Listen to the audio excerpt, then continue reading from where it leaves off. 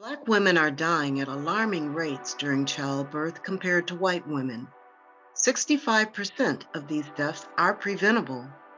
When Black women tell their birthing stories, it encourages healthcare providers to listen and empowers moms to expect and advocate for equitable and respectful care. It really does take a village.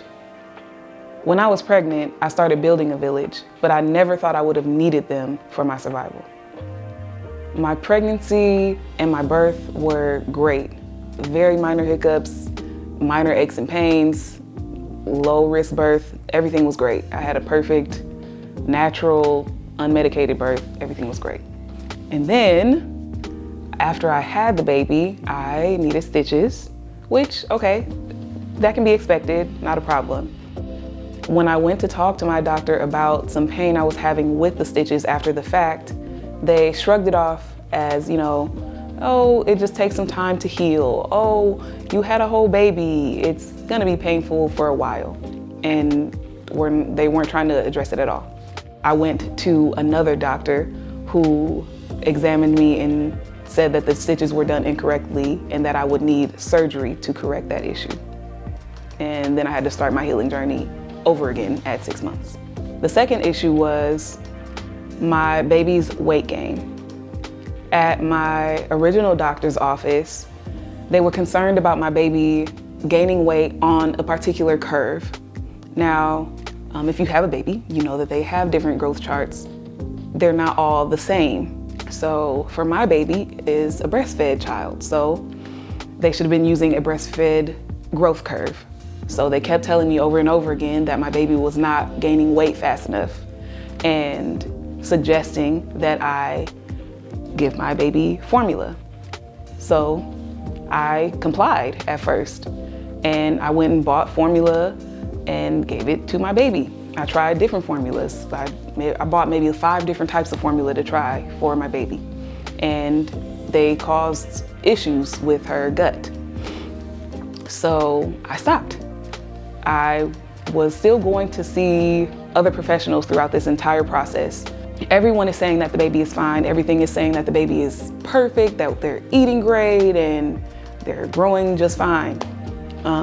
But I keep going back to my doctor's office and they're saying, well, if you don't give your baby formula, if you do not take our advice, then we're not okay with that. But very much follow our advice or else.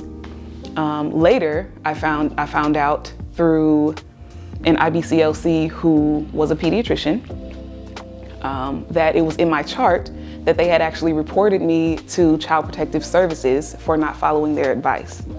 So the only reason that I was able to get this information is because another doctor saw it in my file, and they believed that I was completely fine, that the baby was completely fine, that I was a competent parent, that I was taking care of things as I should be. So at that point, I had absolutely no doubt that I was doing everything that I was supposed to do. If I had not built this village of people who are knowledgeable about these things, I would not have been able to advocate for myself or my child in order to get the care that we needed. I could be still in pain from the stitches and without my child if I had not had these people in place, if I had not built this circle of people around me to give us all the information that we needed and to get us all the resources that we needed, all the doctors that we needed, all of the professionals that we needed in order to support us. If you are an expecting mom or a new mom, or you want to be a parent at some point in time, I highly, highly encourage you to do your research in order to build a village around yourself. If you connect yourself to enough people who have your best interests at heart, enough people who have the resources to support you, enough people who have the knowledge to support you, you will jump over any hurdle that you come across. There are people out here to support you getting not only the help you need, but the help you deserve.